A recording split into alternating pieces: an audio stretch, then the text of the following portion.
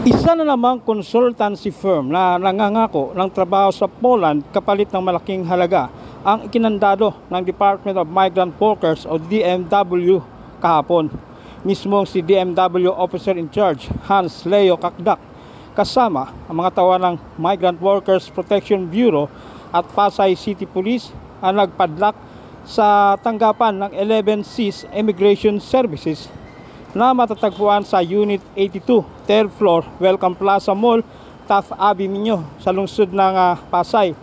Nabatid na ang 11Cs Immigration Services ay hindi lisensyado ng DMW upang mag-recruit at magpadala ng mga manggagawang Pinoy sa ibayong dagat.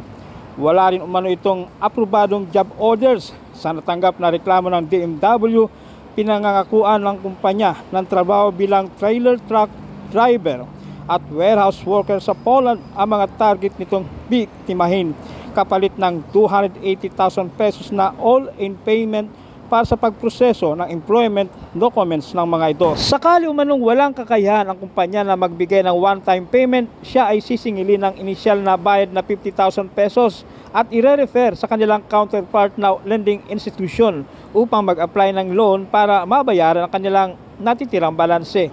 Nag-aalok rin umano ang 11Cs Immigration Services ng trabaho sa Canada na may processing fee na halos 500,000 pesos sa mga prospective applicants na ire-refer din umano sa accredited clinic para sa medical examination. Gumagamit pa umano ang 11Cs Immigration Services ng social media, partikular ng Facebook sa pag-advertise ng kanilang job offerings sa Poland at makahikayat ng mga Filipino overseas job applicants.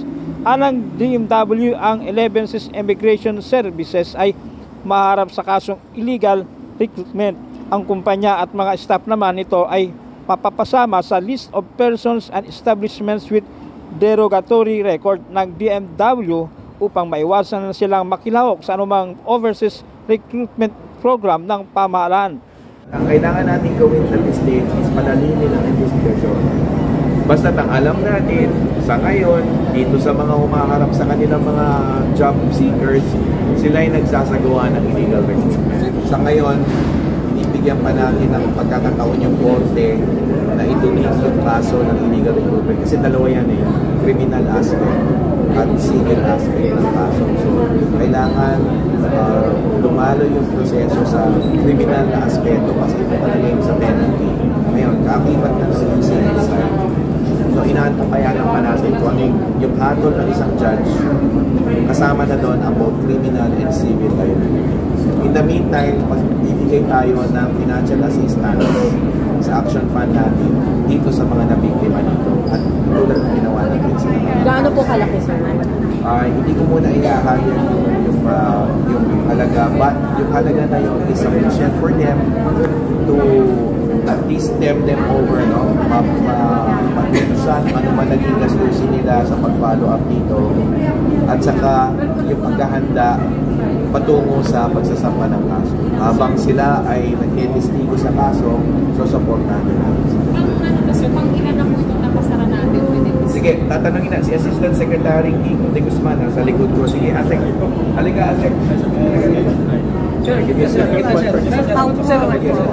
the fifth one for this year.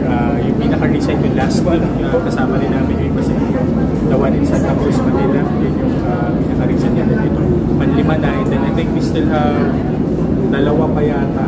Baka may habol within the next 2 or 3 weeks na medyo hinog na rin na pitasin for Pero sir, what's our trend dun sa total cases natin per year?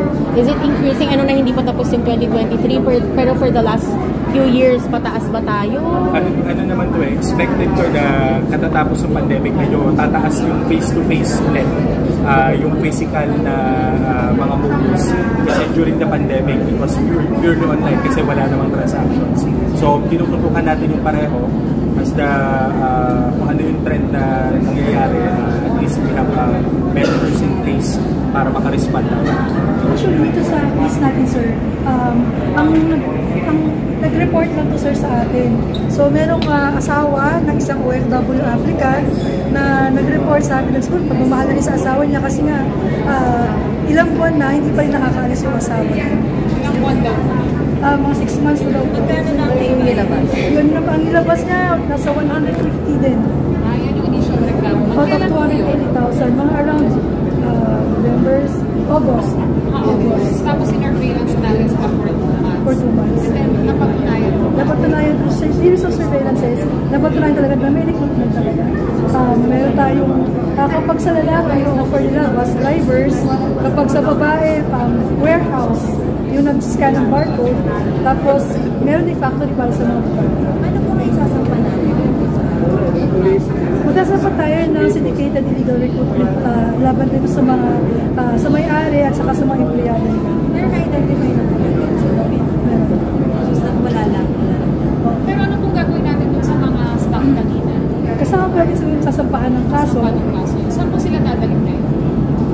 Sa ngayon, mag-prepare lang muna yung case build up kami ngayon kasi i-file na rin namin within the month yung case natin sa Pasay Office of the City Prosecutor. Paano yung mga ongoing application tapos yung mga pera? Is there a way to get it back? Yun nga po, ating inaaniyahan lahat po ng mga biktima ng 11-6 Immigration Services na maaari sila magpunta sa aming opisina dito sa may Blas et Ople buildings, Ortigas Avenue Corner, Bandaluyan, pagkasapan ng reklamo. Kasama sa pagkasapan ng reklamo, yung reimbursement ng mga nagbilagi. Kamakailan lamang ay kinandado rin ng DMW ang isang consultancy firm sa Santa Cruz, Manila dahil sa reklamong illegal recruitment kung saan pinapangakuan ang mga aplikante na mabigyan ng trabaho sa ibang bansa. Sa social media post ng DMW, ang operasyon laban sa Double D Training Consultancy Services na nasa room 301 MBI Building, Ronquillo, Ongpin Street sa Santa Cruz, Maynila ay isinagawa sa tulong ng mga tao ng Manila Police District. Paliwanag ng DMW, walang lisensya ang DDTC upang mangalap at magpadala ng mga seaman sa mga employer sa ibang bansa. Napakaliit lang naming kumpanya. So, yun lang po. Sa amin naman po, makatulong lang sa mga seaman. Okay na po kami. Pero para maging sensationalized po, parang OA naman po. Parang overacting na. Ma'am, hindi naman actually ito sensationalized. Hindi po okay nandito lahat is this is already sensationalized. Kasi po, sa dami nito, ma'am, parang ano yung sasabihin namin sa family namin, di po ba? Na napakaliit ng kumpanya namin, everyday, pumapasok lang kami, ganun. Actually, allowance nga lang din, mga bata dito, kadete. Puro allowance lang din po kami kasi hindi naman talaga kayang init po nung ano namin po. Okay. Ma'am, ito na lang. Ang sagot niyo lang po sa allegation ng DMW na you are operating illegally kasi wala naman po kayong license from them. This is just supposedly a consultancy pero nagre-refer na po kayo. In the sense, nagiging recruitment yes, pero hindi po kami illegal recruiter kasi kung illegal recruiter kami, syempre may sarili kaming mga tao na pinapaalis. Hindi po. We are just referring sa mga offices. Yun, inaamin namin po yun. Pero yung pagre-refer lang naman po kasi namin, tulong namin po. Nagpa-COP, humingi ng tulong. Ma'am, saan ba kami pwedeng mag-apply? Ganun lang naman po. Kasi seryoso kami dito sa laban na ito. Seryoso kami doon sa paninigurado na doon lang sa regular, saka doon sa maayos na ruta ng pag-a-apply at pag-a-abroad. Kasi babala nila kasi maliit lang doon naman silang kumpanya. Kumbaga wala kayong pinipili, gano'n ba? Wala mo kami pinipili, kay maliit ho, kay malaki. Ando na rin ho, kasi kamakailan, sinasabi nga, ahente lang po kami.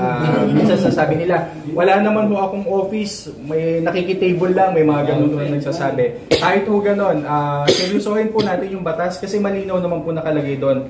Wala kang lisensya, hindi ka pwede mag-recruit. Ngayon, kung maalam ka dun sa sistema, marami kang kakilala na gusto mag-apply, pumasok ka sa isang legitimate na recruitment agency, sa isang lisensyadong recruitment agency, doon mo dalhin, okay? Doon mo dalhin, kayo mismo doon, magpa-employ ka para at least maaari ka talagang legally mag-recruit ng ating mga kababayan papunta sa abroad.